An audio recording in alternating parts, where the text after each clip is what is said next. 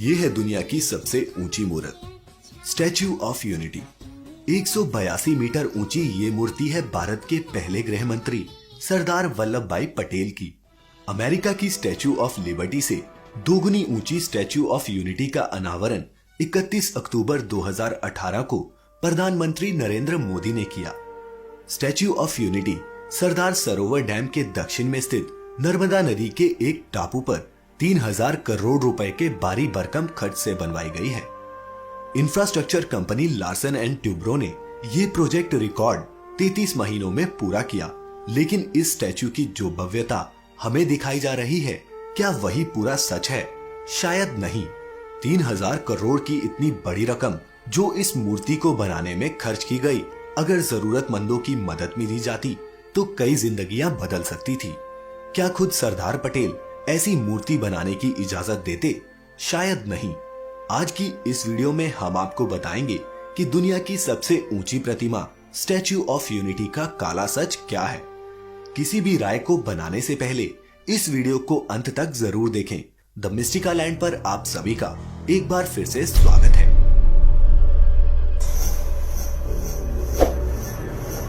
आपको बता दें कि 31 अक्टूबर 2018 को देश के प्रधानमंत्री नरेंद्र मोदी ने भारत के लौह पुरुष सरदार वल्लभ भाई पटेल की कांसे से बनी इस मूर्ति का अनावरण किया। सरदार पटेल हिंदुस्तान के एक महान राजनेता थे। उन्होंने आजादी के बाद कई रियासतों को भारत में मिलाने के लिए अहम कदम उठाए थे और इसलिए इस प्रतिमा का नाम भी स्टैच्यू ऑफ यूनिटी यानी कि एकता की मूर्त रखा गया।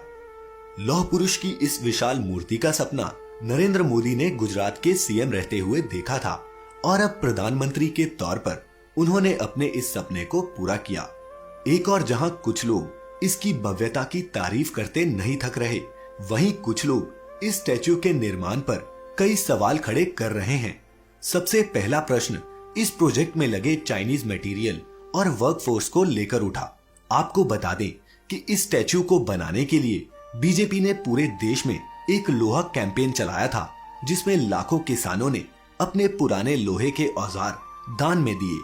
इस लोहे को पिघलाकर इस स्टैच्यू को बनाया जाना था, लेकिन ऐसा हुआ नहीं।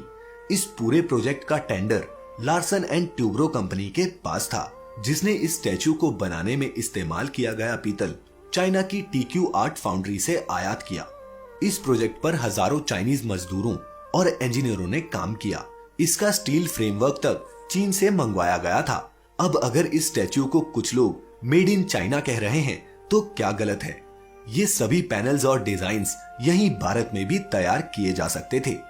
वहीं इस प्रोजेक्ट के आसपास के लोग किन परिस्थितियों का सामना कर रहे हैं, इसका आप अंदाजा भी नहीं लगा सकते।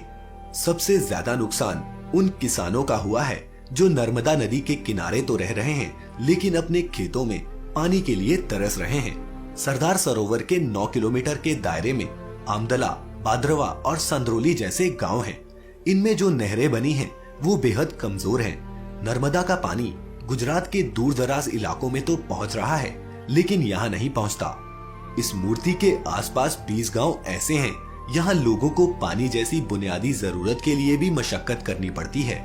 इस प्रोजेक्ट से 72 गाँव के लगभग 75,000 लोग प्रभावित हुए हैं। इस प्रोजेक्ट में जिन किसानों की जमीनें ली गई, उन्हें अभी तक उसका मुआवजा भी नहीं दिया गया है। एक रिपोर्ट के मुताबिक नर्मदा डिस्ट्रिक्ट में आदिवासियों की उच्च शिक्षा का स्तर गुजरात में सबसे कम है। यहाँ सिर्फ 5% युवा ही उच्च शिक्षा प्राप्त कर पाते हैं। 6 लाख की आबादी वाले इस डिस्ट्रिक्ट में एक भी ऐसा अस्पताल नहीं है यहाँ आईसीयू जैसी जरूरी सुविधा हो। यहाँ की 85% महिलाएं कुपोषण की शिकार हैं। यहाँ के आदिवासी इतने गरीब हैं कि उनके पास शरीर ढकने के लिए कपड़ा और रहने के लिए पक्का घर तक नहीं है। इसी प्रोजेक्ट के हिस्से में बने बांध से तड़वी जनजाति के कई गांव जलमग्न होने की कगार पर हैं। इतना ही नहीं, जम्बूगोड़ा के नारूकोट के 8 गांव वहां रिजॉर्ट बनाने के लिए खाली करवा दिए गए। रिहेबिलिटेशन पैकेज के मुताबिक जमीन या पैसे भी हिसाब से नहीं दिए गए। स्थानीय निवासियों ने कई बार प्रदर्शन कर अपना रोष भी व्यक्त किया, लेकिन सुनने वालों की बहुत कमी है। विस्थापितों की रोजी रोटी छिन गई, घर खेत सब चला गया। सरकारी मुआवजे से जिंदगी कट जाएगी, ऐसा लगता नहीं।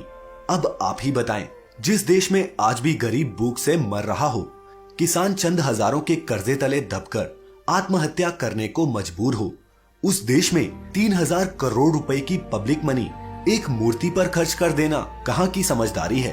पर्यटन की जो संभावनाएं सरकार दिखा रही है उस पर अमल भी करें तो ROI यानी रिटर्न ऑफ इन्वेस्टमेंट में अभी कई दशक लग जाएंगे।